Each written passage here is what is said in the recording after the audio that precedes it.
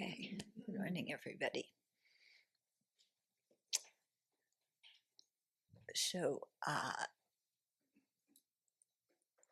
what I didn't mention last night, which I should have for the weekend, is how you wake up in the morning and what you do before you go to bed.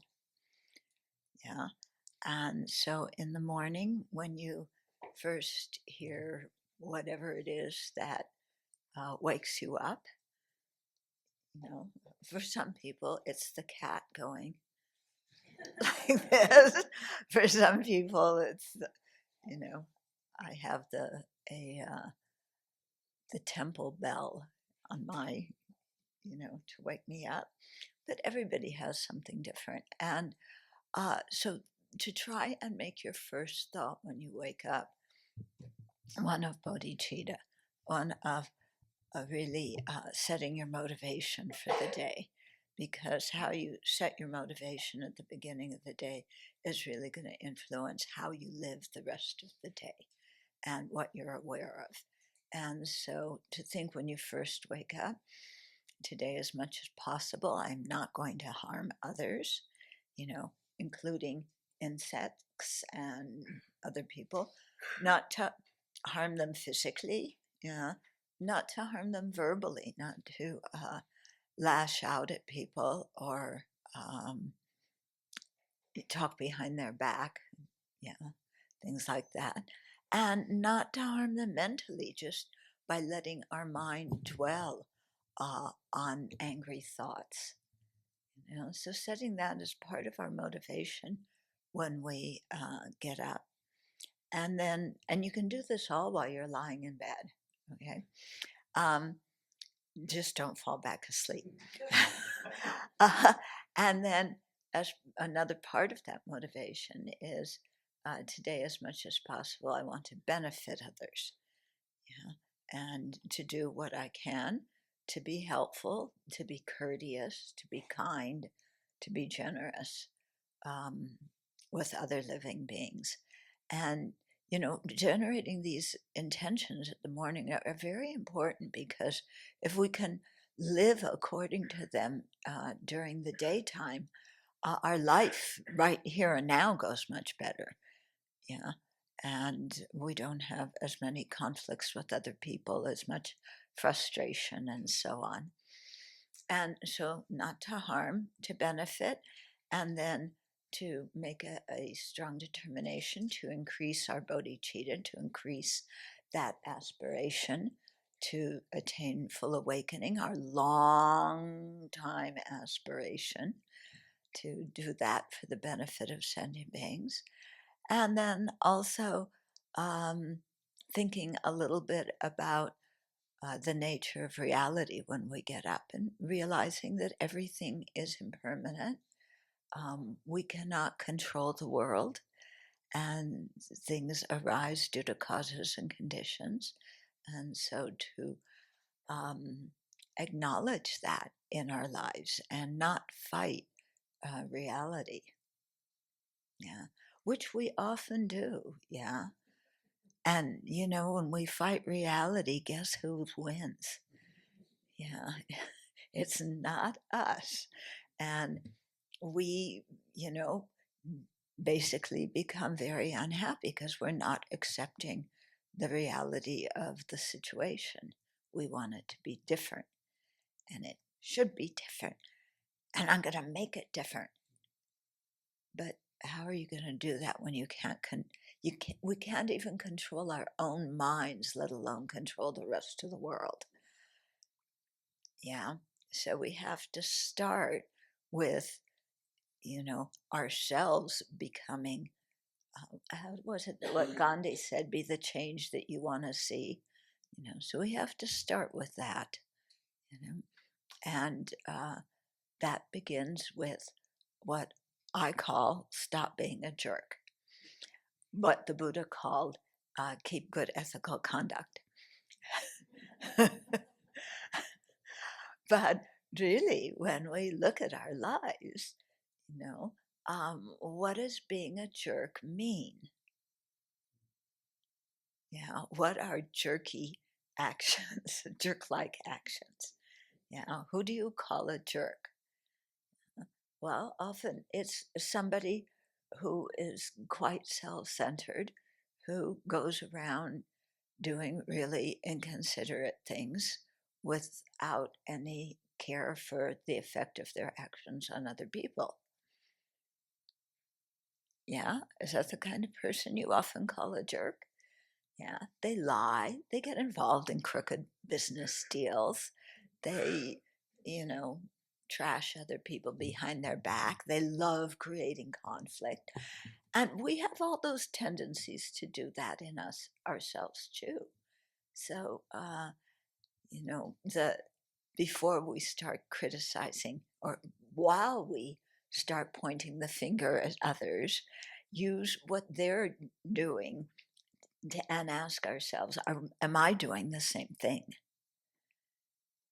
Yeah, because often the things we criticize in other people are the things that we know very well ourselves.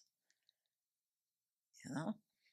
So, uh, to as we start doing that as part of our daily practice, um, we can begin to see the results fairly quickly with that because people respond to us differently.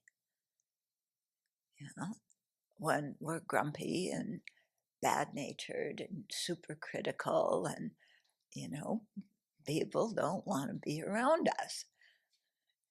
In fact, we don't even want to be around ourselves, but it's a little bit different, difficult. The only way if we don't want to be around ourselves when we're in a bad mood is to work on ourselves. There's no point in blaming anybody else for anything. Yeah. So, and like I was saying last night, when we are kind to others, then we feel good about ourselves. Yeah. And other people feel good about us as well. Mhm. So when the Buddha, taught, the first thing he was really advising is ethical conduct. Yeah. And in my world, that means stop being a jerk. Okay. So ethical conduct is not some kind of Sunday school thing with laws that somebody else that you have no conversation with made up and impinged on you. Okay. Ethical conduct um, is simply seeing what causes happiness, what causes suffering, creating the causes for happiness, abandoning the causes of suffering. Yeah, it's not. Don't We shouldn't think in a Sunday school way of some outside deity inflicting or putting these demands on us. It's not like that. Yeah. And the Buddha talked about ethical conduct, but he didn't set up the rules.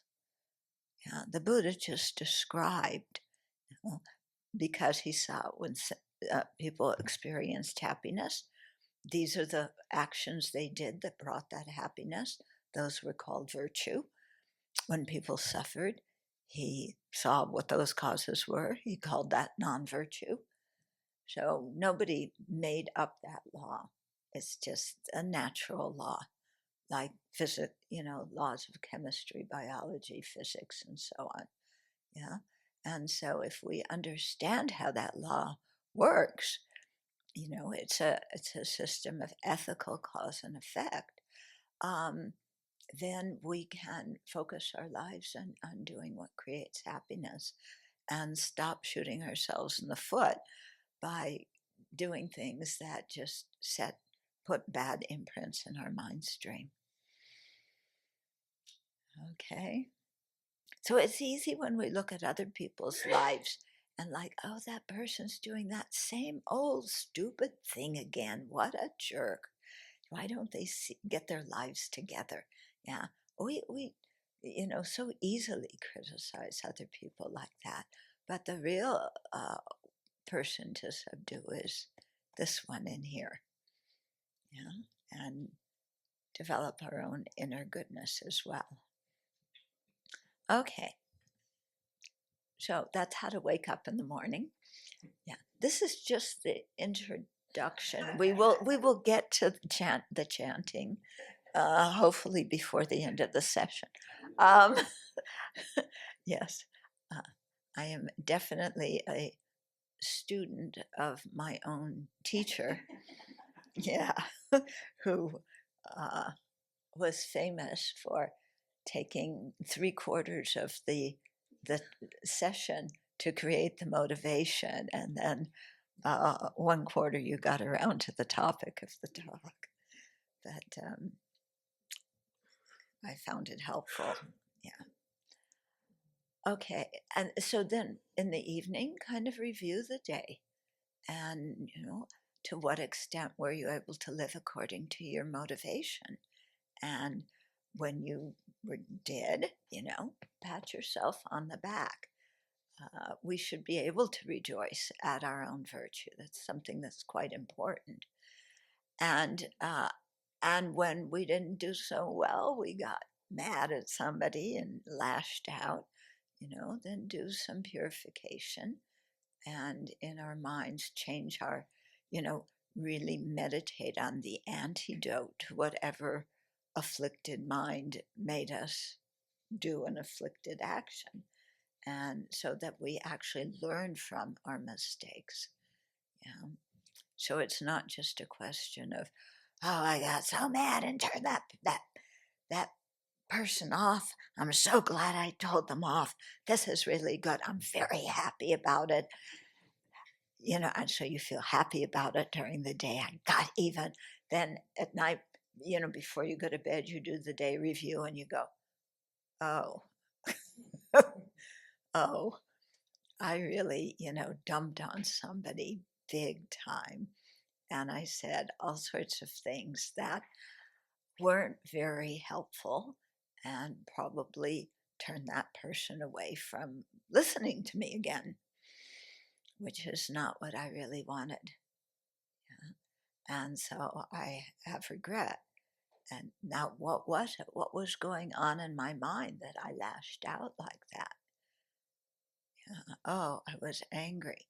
And then you think about Shantideva's text and chapter 6, which is like my Bible, better than the Bible, I tell you, much better. Yeah, Shantideva, doesn't talk about fathers killing their sons and brothers killing their brothers and things like that. Anyway, I won't get into that. But, just practice some of the antidotes to anger and calm your mind down and learn from the situation. They say that is the one good quality of non-virtue, is that it can be overcome. Aside from that, it doesn't have any other good qualities, but it can be overcome. And so to really make that a point in our daily lives, because our spiritual practice has to be reflected in our lives. And I think that's one thing that has turned many people away from maybe the religion they were brought up with, is seeing people appear very holy on Sunday mornings and then do something else the rest of the week. And so in Buddhist practice, since the law of karma is a natural law, and we're not trying to please any other deity, to adhere to that natural law of virtue creates happiness, and non-virtue is the cause of suffering, and really learn from our mistakes and change and grow. And this is what Dharma practice is about. Yeah, my one of my principal teachers really emphasized that Dharma practice isn't shrines and statues and, robes and our wonderful haircut, which I see some of you are imitating out there. Um, um, yeah, that it isn't these things, it isn't, having a prayer reel that you turn all the time and having a half a dozen malas and things like this. Those are things that are external things that are designed to help us in our practice. But the real practice is guarding our mind moment by moment. Yeah. Be aware of what's going on in our mind, yeah, and being able to assess, is it something that's going to lead to well-being for myself and others, or is it something that's going to lead to unhappiness for myself and others? Yeah. And he said that is the real Dharma practice, dealing with your afflictions when they arise in your daily life. And then the Tibetans, they love to tell the story of how it's not just about sitting in meditation posture, like this, looking very holy, um, but it's not really impacting your mind. They love to tell the story of a meditator who, um, he had wonderful samadhi and would just sit in meditation very peacefully for a long time. And after one of these long sessions, he came out of his meditation, and by that time his beard had grown quite long and was, yeah, kind of, yeah, long, matty. And there was a mouse who had set up a house in his beard. And he came out of his samadhi. That mouse is in my beard. Get out of here. Yeah. And he just threw a temper tantrum. Yeah. So the Tibetans love telling that story because, you might be in samadhi, but if the moment you wake up, you have a temper tantrum because some little mouse just wants to, have a safe place to stay. And it happens to be your beard, and it is your beard, and you grew it. Um, then why are you getting mad? Just, if you need to move it, move it. But yeah, so um, I guess the point is the proof. What is it? The proof. Yeah, the proof is in the pudding. Yeah, there must be some old. Yeah, I guess it depends upon if your pudding is good or not. I don't care for pudding particularly, but the proof is in it. Um, okay, so just to keep that in mind, and use this time in retreat to set up those habits of how you're going to wake up, before you go to bed. Yeah, and don't wait until right before you go to bed because usually we're so tired we don't want to think about the day. We just want to sit and be angry about what somebody said to us. Stop being a jerk. Uh, so don't leave it for the very end of the day, but just learn, from our mistakes. Then yeah, we purify and we learn, and things work well if we do that. Okay. So now we'll do the chanting. First, imagining the Buddha surrounded by all the Buddhas, other Buddhas and Bodhisattvas in the space in front of us. So don't worry about seeing every detail of them. Rather, focus on the sensation of being in the presence of holy beings, and that all these Buddhas and Bodhisattvas have great compassion and they're looking at us with compassion. In other words, they're not looking with minds of criticism. They're looking with minds of care and wanting to support us. And let that in.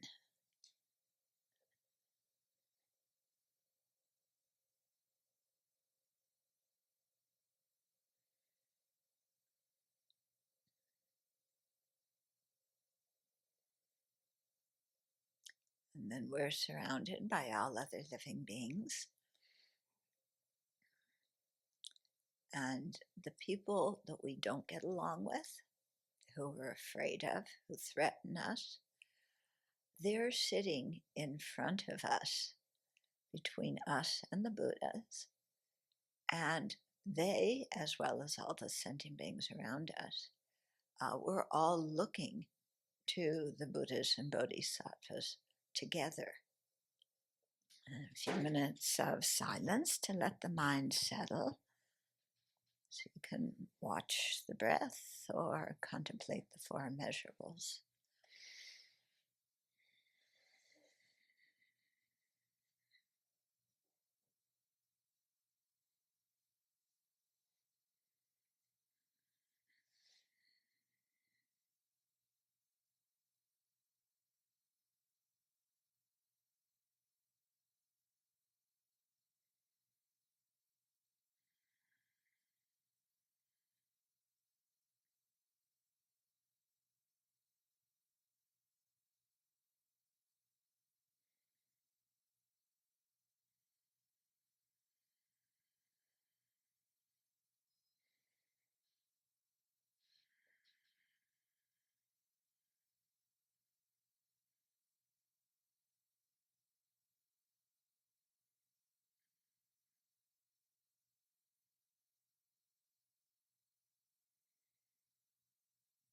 And let's remember our motivation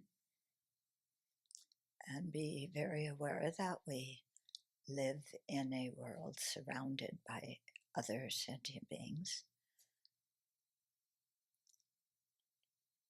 We are not an independent entity, but we depend on others and we also contribute to their well-being.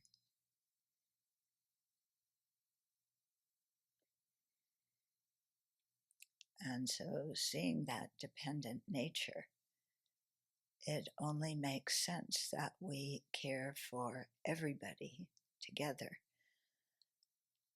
Because if we harm others, then we're harming those who actually help us to stay alive. Because we can't really survive by ourselves, can we?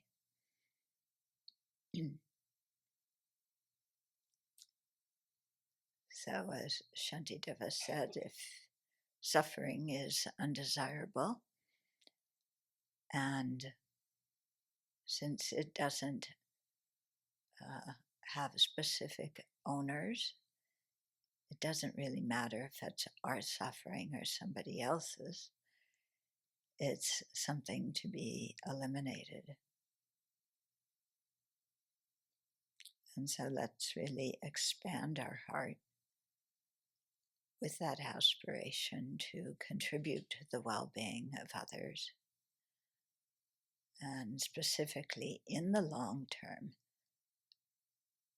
to become fully awakened Buddhists so we can be of the greatest benefit to them. And let's make that our motivation for sharing in the Dharma today, and also our motivation for the rest of our lives.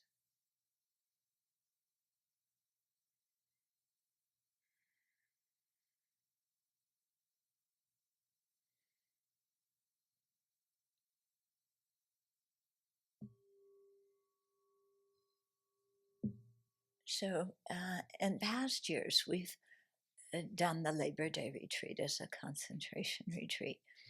And the way I taught those previous ones was right away in the beginning talking about choosing your object to meditation and how to set up the session to generate concentration. And what I've learned in the meantime is that it's really important to put the development of serenity, concentration, those kind of practices in the context of the entire path when presenting it to people as something to practice. And the reason I say this is because I've encountered some people, very often young people, who are extremely enthusiastic about developing serenity. And we had one young man come here some years ago, and I was working with him in the forest. And, we talk when we work in the forest. And, I asked him what drew him to Buddhism. And he said, the idea of gaining samadhi. And I said, yeah, why, of all the teachings that? And he said, I want the bliss. Yeah, I heard that when you have samadhi, you have fantastic bliss, and I want the bliss.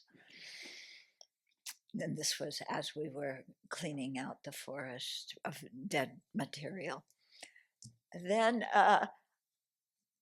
later on, another day, because it was apple season like it is now, and so we usually make applesauce. And so he was peeling apples with the then not venerable Gyatso before he ordained. Yeah, the blues venerable, the blues pre-venerable Gyatso. And they were sitting there peeling peeling apples, and he said to me, I came by to chat, and he said, he was clearly unhappy, and he said, I want the bliss. I mean, he didn't want to peel apples. The whole idea of creating virtue by offering service and helping others, far away from his mind. His emphasis was bliss.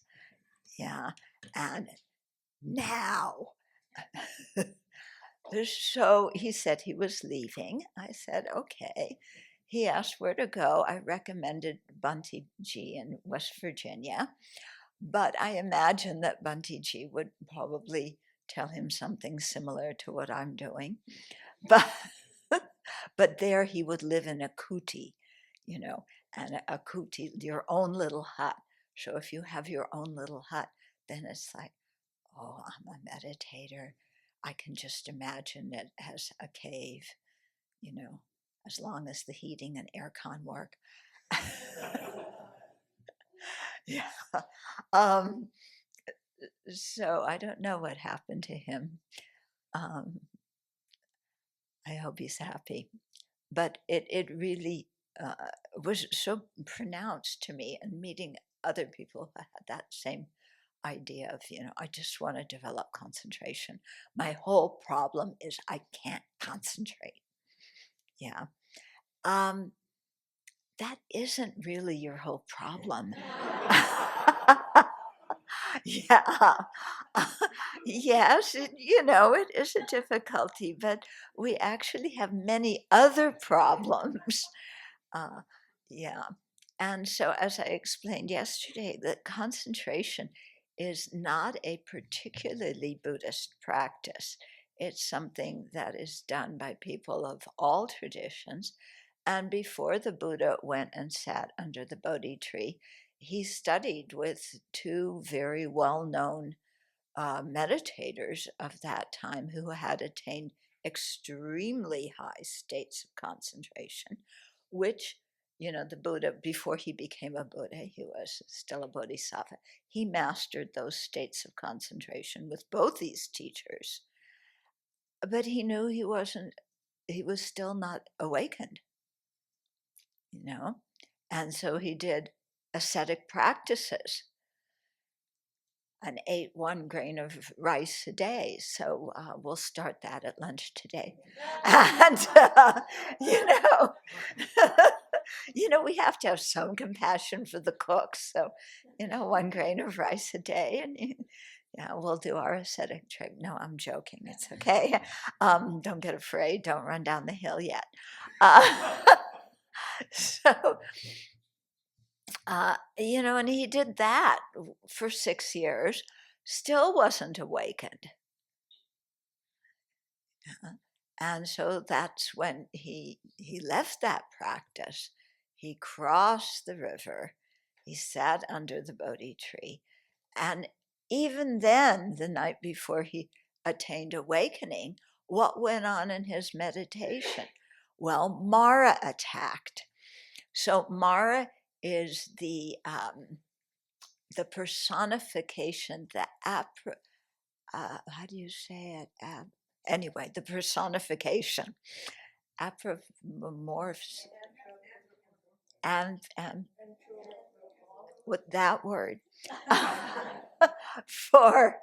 we're anthropomorphizing our afflictions, making them appear as external things. So, when he sat down to meditate, then all these, ISIS came attacking him, and all these people, I'm updating the story a little bit, but, came after him, these vicious things. And this was all in his meditation. Yeah. What was really going on? Anger. He was seeing vicious things attacking him. What was the real thing that was going on? His own anger, coming out as external enemies. Yeah. And he had to subdue that. So he then rained flowers. All their weapons turned into flowers, and it became a big, rose petal festival, I guess. And all the ISIS people, the terrorists, went away. Yeah. And then what came in next? Yeah. Well, that one was anger. What's the other big affliction? Attachment. So all the dancing girls came, okay, and did this whole scene to entice him away. Again, manifestation of his own clinging attachment to sensual pleasure. And he turned all of them into old hags in his meditation, and they crept away. Nowadays, of course, we update it to whoever it is you're sexually attracted to, and it can, so choose your object. Yeah. Yeah. And they disappear because he saw what they were really, and, and then after that, he was able to remove the ignorance, the final impediment, and attain awakening. Okay, so we can see from just the Buddha's life about how it's important to practice. Yeah. So when he set out the practice of the 3 higher trainings, the first one was ethical conduct. The second was concentration, and the third was wisdom. Okay. And of course, in the Mahayana path, all of those practices are supported by bodhicitta and love and compassion. Yeah. So why did he start with ethical conduct? Yeah. Because that is our biggest problem to start with. Yeah. Yes, ignorance is the root of our samsara, but our biggest, most immediate problem is that, when we create non-virtue, we're creating the causes for a bad rebirth. If we have an unfortunate rebirth, then it's very difficult to continue practicing the path. Okay. our kitties will vouch for that. Yeah. So people often say that the pets at a monastery were monastics who didn't practice very well. Okay, because ethical conduct is the cause of a good rebirth. So, they didn't have ethical conduct. They were born as animals, but they heard a lot of Dharma when they were monastics. That put some good seeds in their mind. So they came back as animals in a monastery. Okay. When you go to India or Tibet, any of the countries, there's always, usually dogs, running around the monastery. And the phrase, it's a dog's life. If you're a dog in a Tibetan monastery, it is miserable. It's not like our pampered pets here, where they have doggy spas and these kind of things. Yeah, beauty parlors for dogs, and they have lines of clothes now for dogs. Yes. Um, yeah, in India, it's really horrible. Most of them have mange, and our kitties have a wonderful life, in terms of sensual pleasures. We dote on them. They are spoiled. Yeah. And they hear a lot of, well, they used to hear a lot of Dharma when we had the teachings there. But once the community grew, we had teachings here, and they can't come in this building because some people are allergic to them. So, they heard teachings. So, they have, in terms of their throwing karma, they're a lower rebirth, a product of non-virtue. But in terms of their completing karma, the conditions around them in this life, boy, they're online with Melania Trump, just, being in the, I mean, they say she spends most days in the spa, but, they do too. Just, they have the, yeah, don't they? I mean, they have big baskets, padded, they sleep very comfortably. Yeah, when they want to be fed, they let us know, and we're such suckers that we feed them. And when they don't want to be held, they let us know, and we have to put them down. And when they want to go outside, they let us know, and they sneak out the door when we open it, or meow like crazy because they want to take a walk. Yes, last night when I went into Ananda Hall, Upeka, yeah, Upeka's one of the cats, he's the assistant offense manager together with Venerable Thubten. Yeah. And he let it be known. I walked in there and meow, meow, he was saying, I want to go for a walk. It's cool in the evening. Take me outside. And I had to say, your mother's coming back soon. Yeah, don't meow at me, please. And I snuck out and left it to her to take him outside. Which you did, huh? Yeah. So, yeah. So it's, they say ignorance is bliss. And that is a very ignorant saying, because that the ignorance that our kitties live in is, it might be very comfortable now, but it's not good for creating the causes of happiness in the future. So ethical conduct is the root of doing that. Then you might say, but I want to develop some concentration. A little bit of bliss, please. If you're really intent on bliss, yeah, you can go on any street in any city and find all sorts of external substances that are going to make you blissful. And is that going to bring you everlasting happiness? You can go to the bar, you can, buy something on the street. Is that going to bring it brings you temporary bliss? Is temporary bliss, what we're aiming for in our life? Yeah, I mean, we can see the number of people seeking that kind of bliss.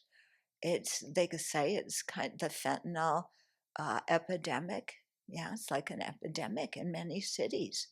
And I was just reading something that they were saying that, you know, almost as many people die of overdoses every day than died in 9/11. Amazing, isn't it? Yeah. I didn't have the opportunity to check that, but it makes sense. But, okay, you're looking for bliss, you get that. Then what? Yeah, it's downhill, isn't it? It's downhill for oneself, it's downhill for the family and the friends. It's a mess. Okay. So, this craving for sensual pleasure, when taken to an extreme like that, we can see it actually destroys one's life. Yeah, it becomes quite evident, doesn't it? And it's sad. It's sad because there's so much human potential.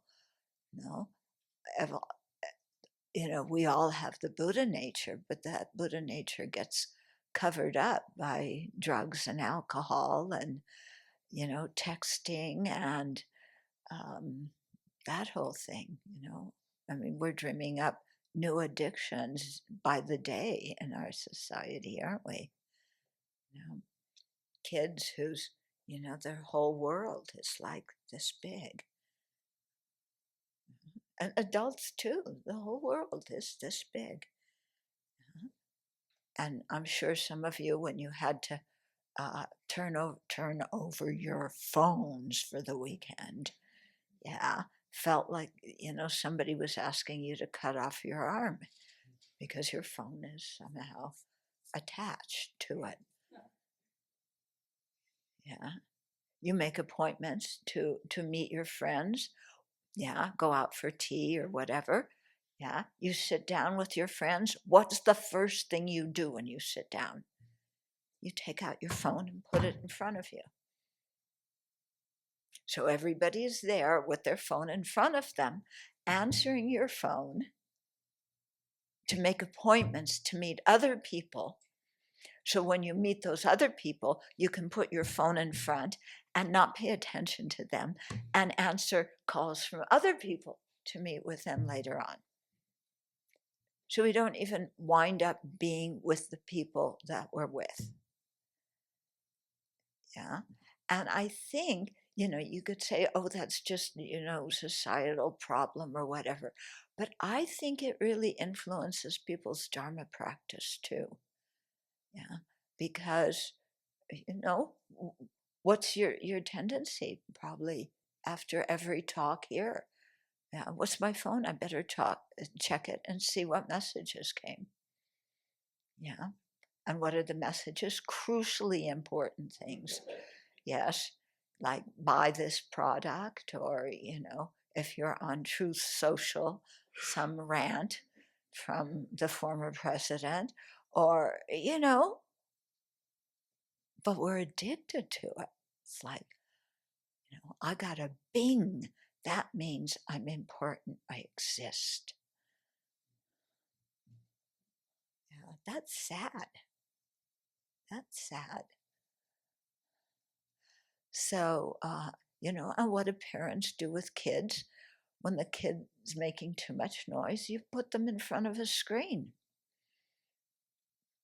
and the screen takes care of them. Mhm. And then your kids grow up and they don't know how to be with other people. They only know how to be with screens. Yeah? and parents and kids text each other in the same house, kind of like we here at the Abbey. We, email each other.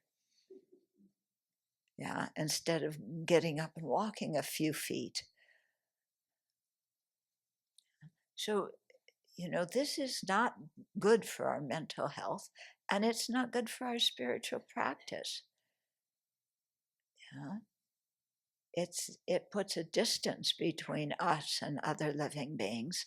How are we going to develop compassion and bodhicitta if we think other sentient beings are just a nuisance? Yeah, I don't want them bothering me all the time. So they text me instead all the time. Yeah. And when I'm in Singapore, oh my goodness. Yeah. This is why at the Abbey we do not have our own personal phones. Yeah. But in Singapore, if we're going from here to the place where I'm giving a talk, yeah, first thing you text, yeah, we're going to leave in 5 minutes. Then next text, we're leaving now. Then next text, we're getting closer. Next text, we'll be there in 10 minutes. Next text, 5 minutes. Yeah, we're coming around the corner. Are you meeting us? Next text, like this, blow by blow, street by street almost, and it's distracting the person who's texting. It's distracting the person who's receiving the text. Yeah. Okay. So, this kind of, this has, in our century, has been a big distraction from not only cultivating compassion, but cultivating concentration. Yeah, how can you concentrate when your mind's with all the different text messages, and then the emails, and then the social media things. Let's see who's insulting who this morning. Yeah, that's kind of what the news has turned into, and from some outlets, just people insulting other people. Yeah, is that what we want to be part of? Is that what we want to hold in our mind? Is that what we want to teach to the next generation? Okay. So, so ethical conduct comes first. Stop being a jerk. Yeah. If you stop being a jerk, you stop a lot of the hindrances to concentration. Okay, because when we sit down to develop concentration, what are we thinking about? Yeah, you have an object of meditation. Maybe it's the breath, maybe it's the image of the Buddha, maybe it's, loving kindness. Can you stay on that object? Or what does your mind go to? Yeah, can I give some suggestions? Yeah, I'll do hit and miss, see if it applies. Yeah. First of all, your mind goes to objects of attachment. What's for lunch? What's for lunch? Gee, it'd be so nice to get a little bit of extra sleep and lie down in the break after this session. How long until the session ends? Okay, so there's attachment that comes up, interrupts our concentration. What's another bestseller? Yeah. Anger. Yeah. All of a sudden, you remember the fight that you had with one of your siblings 15 years ago. And it comes vividly in your mind. And you're mad. The person you're mad at, nowhere around here. Some of them aren't even alive, but you're remembering what happened in the past and furious. What happened? And, when we're mad, we have great concentration. Yeah. And when we have attachment too, very good concentration on the object of attachment, on the object of anger. Yeah. I find especially, I'm more inclined to, pick at people and, I don't like this, I don't like that. Yeah. Fantastic concentration. Yeah. I can spend a whole session ruminating. They said this to me. They said, they looked at me that way. Who do they think they are? This is terrible. How can somebody act that way? I've got to help them and tell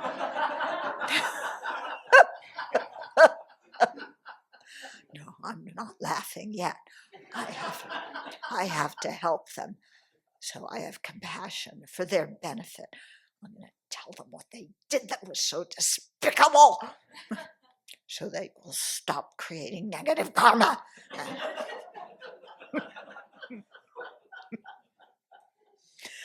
Yeah.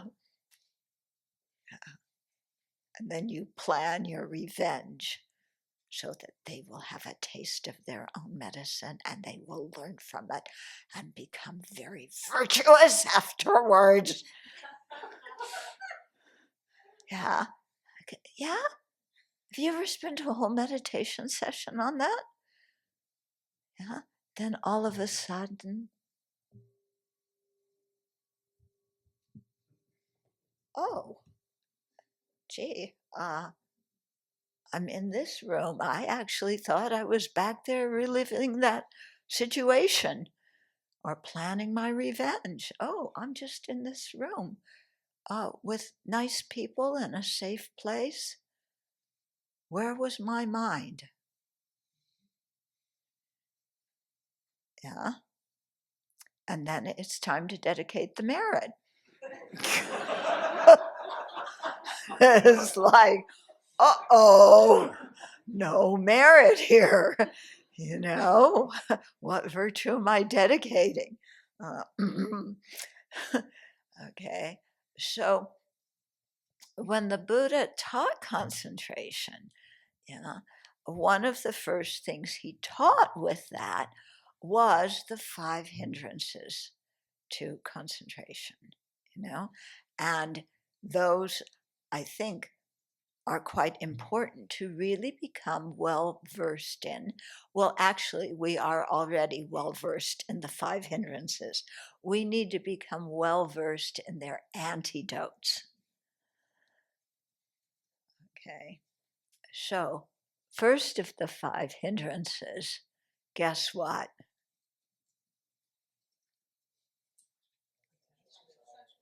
Yeah, sensual attachment. Okay, I want nice things. I want to see nice things, maybe certain kind of artwork, certain kind of groomed gardens, forests without lots of dead stuff. Yeah. I want to see attractive people, nice movies, entertainment, and my best meditation session, lying on the beach with Buddha Boy. Yeah. And, and our mind goes to la la land, with nice food and people around us who think we're wonderful, who are praising us, who appreciate us, who love us because we don't have enough love. We are deprived. So, we're imagining, all these people loving us. And especially when we die, they're all going to be so sorry for how they mistreated us. And everybody knows at a funeral, And at a memorial service, everybody says only good things. So finally, when I die, they're all going to be saying good things about me. Yeah, and you imagine your own funeral. Yeah, there's your ex, whatever it was, appreciating you, your siblings, your parents. Everybody's saying nice things about you. But the problem is, we only do that in our meditation distractions. When we actually die, we are not around to hear everybody's praises. We're off on our way to the next rebirth, or maybe even reborn by the time they have that wonderful life memorial where all they're doing is saying nice things about us. Yeah, we aren't even there. But some people are really attached to their life memorials. Nancy Reagan, I heard, because she was really particular, she made sure they did her hair. So, when she laid in the casket, she would look very nice. I mean, that's what happens in the embalming industry, isn't it? Yeah, they make you look like your flesh isn't turning green or blue or black as it naturally would, but they're putting chemicals in. Then they put a light in the viewing room, so that it doesn't look like the person's dead. It looks like their flesh is kind of like living flesh, right? Incredible. We want to see nice things. We don't want to see what actually our body looks like after it dies. Um, we want to hear nice sounds. Yeah, people praising us. Yeah, people talking well behind our back so we have a good reputation. Nice music, not our parents' generation music, not our children's generation music, our generation music. Otherwise, if you're my generation, you're left with Frank Sinatra. Or you're left with rock.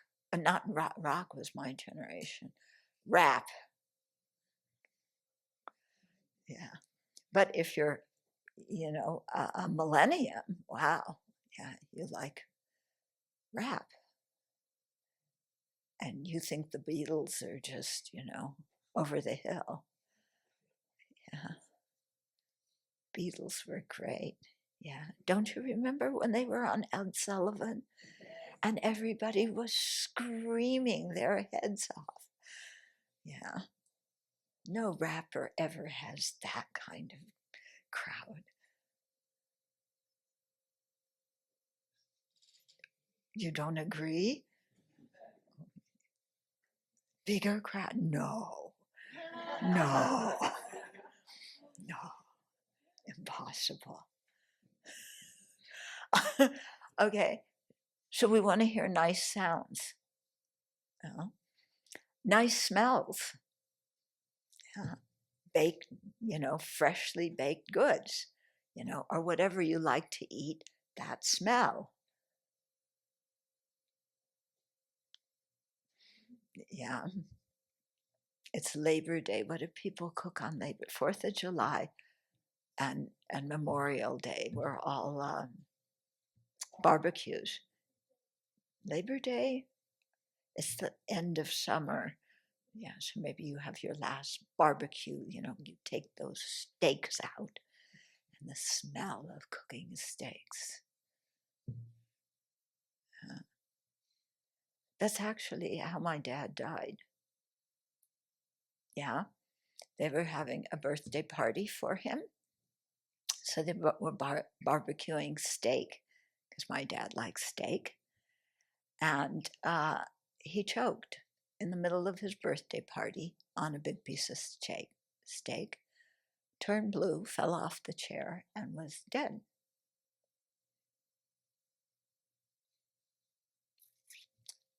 So things we're attached to don't always bring happiness. So we want nice smells. You don't want to go to India and smell the toilets, which the fragrance permeates the streets there. Yeah, you don't want that. Yeah, you got a firsthand hit. Yeah, and a nice taste. So you don't want anything burnt unless you like burnt food, which some people do. Yeah, but you want what you eat at the right temperature. If it's too cold, you go and to the microwave. I want my food hot. Yeah. If it's too hot, you curse at the cook and you want to put it in the refrigerator so it's a little cooler. So it's just the right temperature. Yeah, and we want it to taste good. If it doesn't taste good and you're at a restaurant, what do? You send it back. Yeah. And okay, so objects of sight, sound, smell, taste, touch. Oh, the touch is really a big one. Okay. The room has got to be exactly the temperature we want it. And it's hot outside, so we want to cool inside. But you don't want the cold air blowing on you. So you get these things, that you have to position. You can't cover the vents. That's not good for the vents. But these things would put the air out the other way, and then you have to arrange them exactly that way so that you don't have cold air blowing on you. Okay, that's too cold. It has to be the right temperature. Yeah. You want your bed to be the right, not consistency, but what? Firmness or softness. It's too soft, my back hurts. It's too hard, I can't sleep. Okay. Why did I come here anyway? I'm on this bed that's so uncomfortable. I could be at home sleeping on my own bed. Yeah, with my teddy bear, with my my German Shepherd dog, with my pig. Yeah, people have pigs for pets. I guess you can sleep with your pig. Maybe you're married to one. I don't know. Or maybe one of your kids is like that. They crawl in bed with you. Yeah, but the mattress has to be, the right firmness, softness. Yeah. And then our clothes, we don't like rough fabric. Blech. It has to be soft and smooth. Yeah. So we're like so hooked in to sensual pleasure that it becomes, I think, for most people in our world, the focus of their life. How to have as much sense pleasure as possible and avoid any kind of unpleasant thing.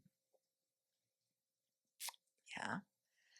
And, so that's attachment, looking for the sense pleasure, and then anger when the sense pleasure doesn't satisfy us, or when it is supposed to be so wonderful and it isn't. Yeah. You ever been disappointed? You went on some great holiday and it was like blah. The weather was, you went to the Bahamas and instead of lying on the beach, you were there during a hurricane. Yeah.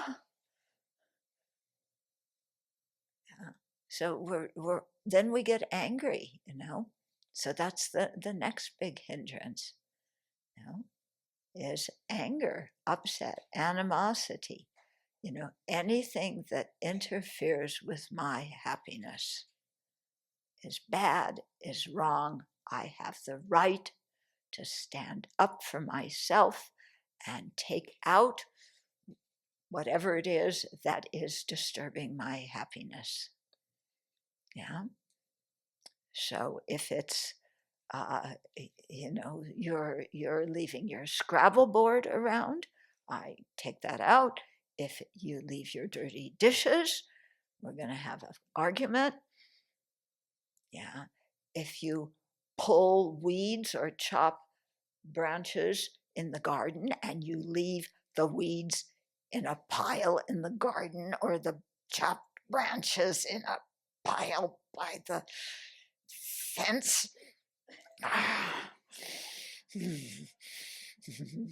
somebody's going to walk by and not be very happy with you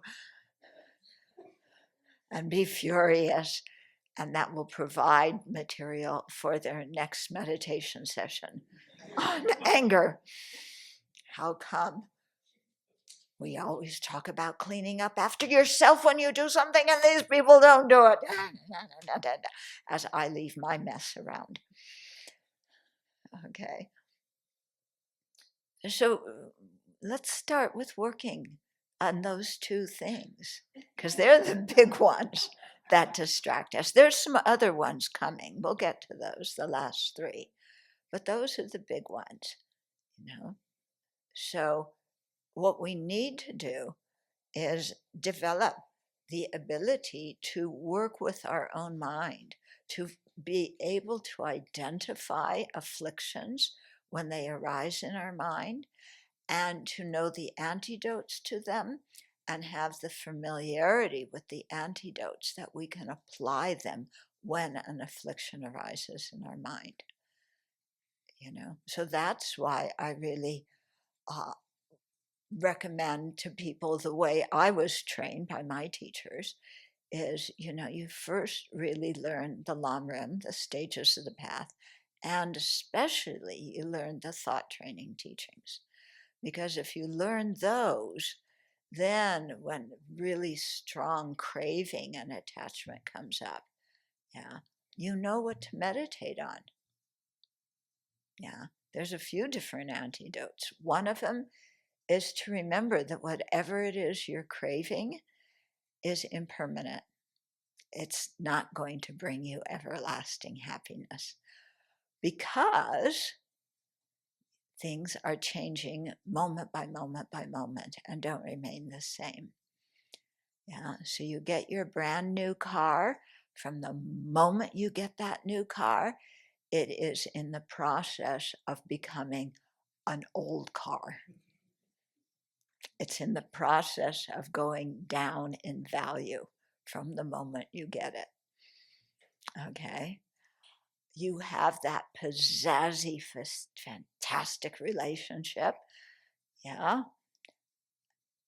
And it's, whatever comes together has to separate, doesn't it? So whatever, relationships you build, if you think that they're permanent, they're going to separate. My cousin just died. She was 80 years old.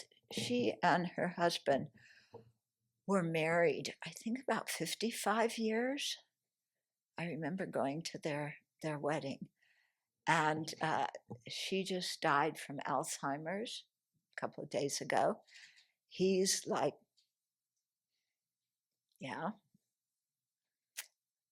kind of the love of his life is gone. And he has to reconfigure his whole life now. And meanwhile, she's off, in the bardo en route to her next life. So whatever comes together has to separate, be it a physical object or a person that you care for dearly. And then, so remembering impermanence is a good way to like kind of work with the attachment to something. What I also find helpful, and this one you have to be careful with, is you deliberately create the best scene for playing out your attachment.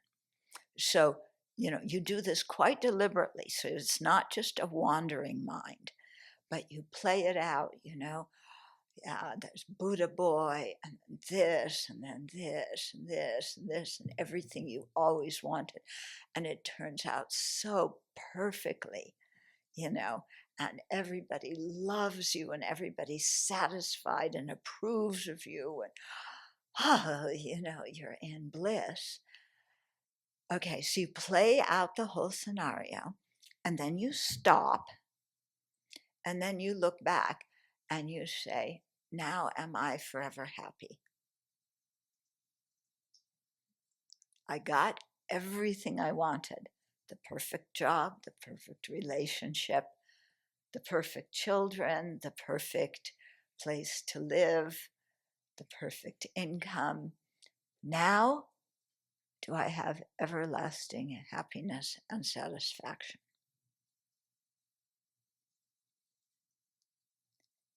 Yeah? What do you think the answer is going to be? You play the whole scene out, and then you realize, yeah, that some of the things that you thought were bringing you happiness, now bring you suffering. Yeah, when that child is born, it is so adorable and cute, and your babies love you, especially in the middle of the night when they want to be fed and they cry like maniacs and wake you up. You love those babies. They're wonderful. Yeah. And then 17, 18 years go by, maybe even 14 or 15. Now you are the parent of a teenager. How many of you have been parents of teenagers? Yeah, it's a wonderful time, isn't it? They're so sweet, just like when they were infants. They adore you. Yeah. Yeah. As they say, get off my case. Give me the car keys, but don't tell me what time to be home. You're so overprotective. Susie's parents across the street let her stay out until 12:30, and I have to be home at 12, and it's not fair. Wonderful, isn't it? Okay, so you just play it out and you see, yeah, I could have everything in my whole fantasy, and it's not going to bring me everlasting happiness because I'm still faced with aging, sickness, and death. Yeah. What solves aging, sickness, and death? Yeah. Well, stopping birth is a good way. If you're not born in samsara, you can't die in samsara. Okay. So what's the root of rebirth in samsara? Why do I keep getting born again and again and again? Yeah. Why? Yeah. And so this is where ignorance comes in. Yeah, there's different kinds of ignorance, a variety of ignorance for those of you who like say variety is the spice of life. Yeah, you can be ignorant about the ultimate nature. You can be ignorant about the conventional nature, ignorant about karma and its effects, ignorant about the path to awakening, and ignorant about who to vote for, which I'm not going to tell you. Okay. But for some people, this is the meaning of their life, telling other people who they should not vote for. Yeah. but we're not going to get into that. Okay. But, it's our ignorance about the ultimate nature. Yeah. We don't, uh, we don't know how we exist. And in fact, it's not just ignorance, not knowing how we exist. It's actively having a wrong view about how we are, how we exist, and who we are. And that wrong view has been so entrenched with us from beginningless time that we don't even see it as a wrong view and a problem. Yeah. Attachment, after a while, we can see that as a problem. Anger, definitely a problem, especially other people's anger. My anger is very good. My anger has a profound reason behind it, to help the other person. But their anger towards me, right? Okay. We can see the defects of anger, but ignorance, we don't see it. Yeah. So it takes a lot of meditation to really begin to see, what that root of the problem is, what that ignorance is. And it has to do with who we think we are. Yeah. So when I got in trouble when I was a little kid, I was usually greeted with, "Who do you think you are, young lady?" And actually, it took me years to realize that my parents were actually asking me a very profound question. Yeah, because I had a lot of ideas about who I thought I was. Yeah, and some of them were more superficial and easier to see were incorrect. Others of them were much more subtle, and I had no idea that those ideas of who I was, just the idea of me. I'm not saying me, the soft one, but me, I, my, mine. There is a real me. Yeah, we never doubt that, do we? That there's a concrete, independent, quasi-permanent person. That is me. And the purpose of my life is to get as much happiness, sense, pleasure, happiness as I can, and destroy anything and anybody that interferes with that. Yeah, but it all comes back to who we think we are. Yeah, some real concrete person. Don't you realize you are dealing with me? Yeah. Or that's the angry when it comes out in anger. When it comes out in attachment, oh, I want this so bad. I want this so bad. How am I going to get it? I really want this. And your mind goes around and around and around. Yeah. Okay. So, this is the basic problem. So, ethical conduct is what gets us going on the path. It stops a lot of the craziness, a lot of the jerkiness. Yeah. And in the process of practicing ethical conduct, we develop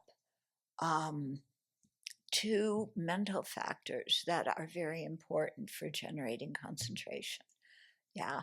One of them is called mindfulness. The other one is called introspective awareness.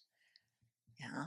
So some of you are really having a good nap out there.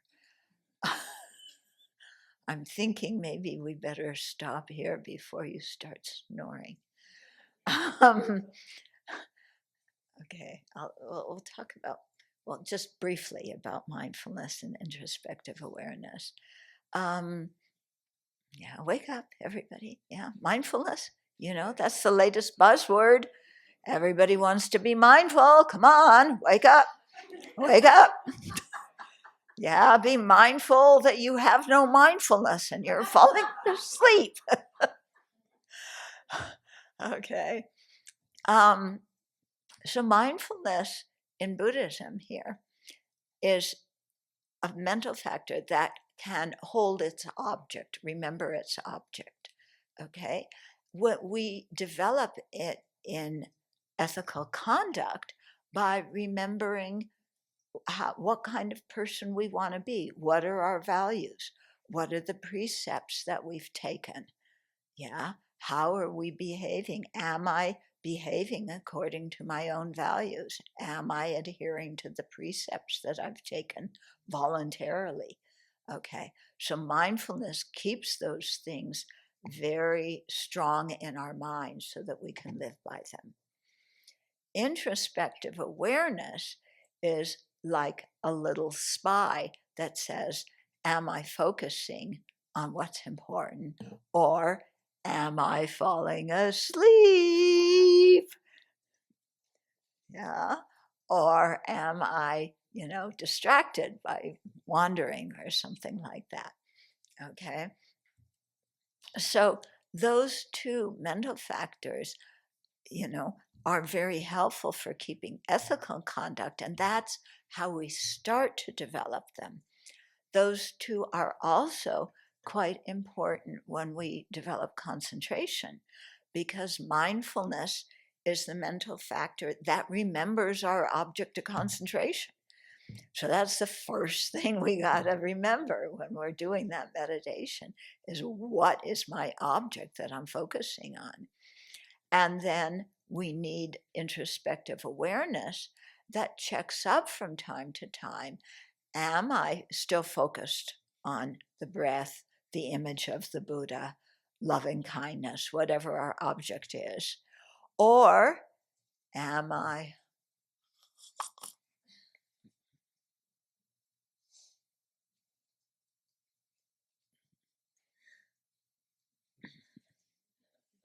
falling asleep?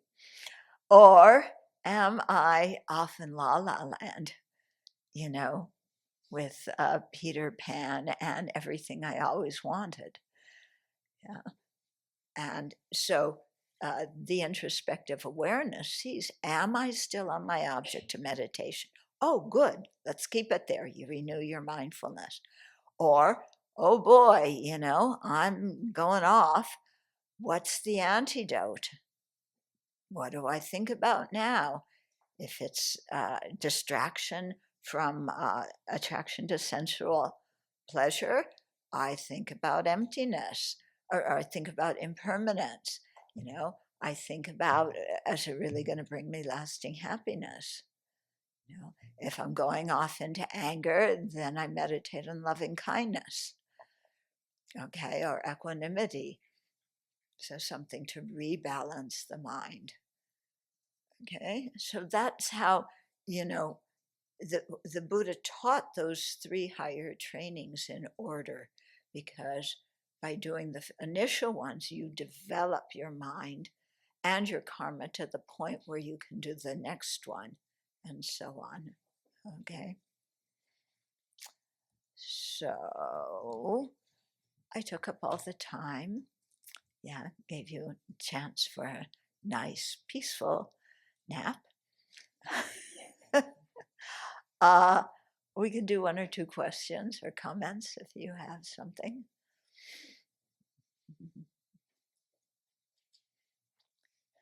don't ask me what your dream meant. Yeah, I had this very good dream while I was sitting in your Dharma class today. Yeah, can you tell me the symbolism of my dream? No. Yes.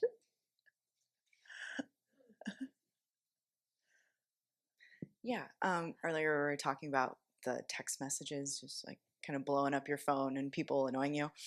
So how do you keep focus and not let it get that way when you have to? Like for my work, I have to be on my phone a lot, and message a lot. Like how do you keep focus and calm when you kind of have to?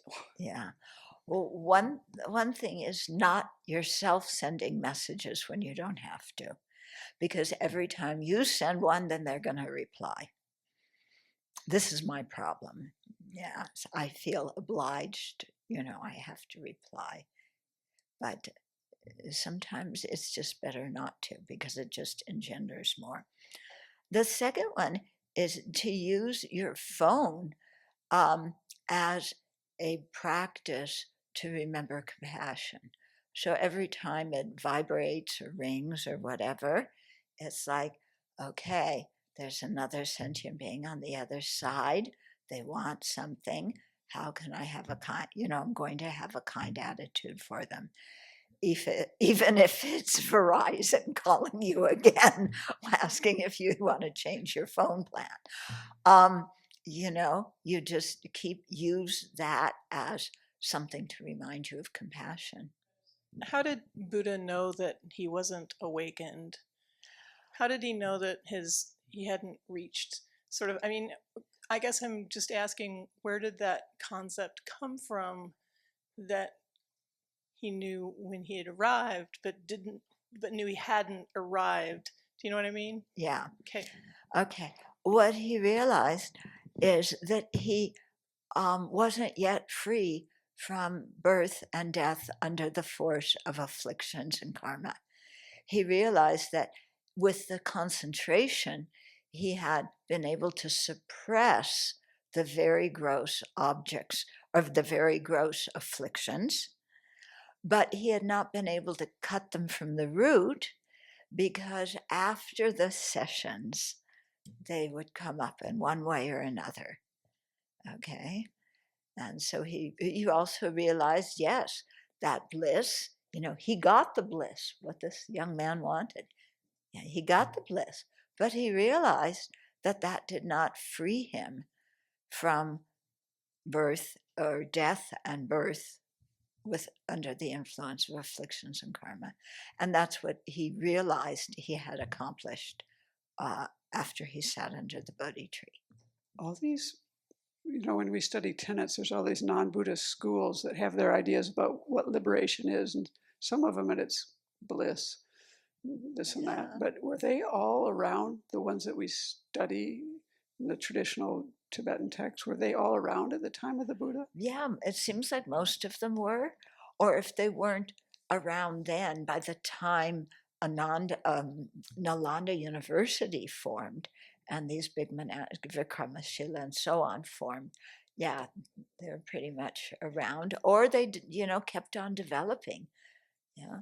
And so this was the thing in ancient India, that most of these other traditions had their own version of what is dukkha, or unsatisfactory conditions, what is its origin, what is the cessation, and what's the path to that cessation. And so they practiced those paths. And it's said that many of them, attained very, very deep states of samadhi, by practicing the methods of concentration. But then when at the time of death, what they saw was visions of their next life, and instead of bliss. And so some of them got very angry and upset when they were dying. It's like, oh, they told me that this was the final cure for samsara, and it isn't, and they would get angry. Or some of them were able to continue the concentration, and they got born in the upper realms, the form and formless realms, where the concentration is even deeper, and they were born there. But then after that karma ran out, then kerplunk, they're back in our realm, the desire realm. So yeah. So this is why it's really important to find the correct path, because if you find a path that doesn't lead to actual freedom, and to full awakening, then you're going to wind up either angry at the time of death or getting born in one of these other realms temporarily, and then some unfortunate karma ripening again.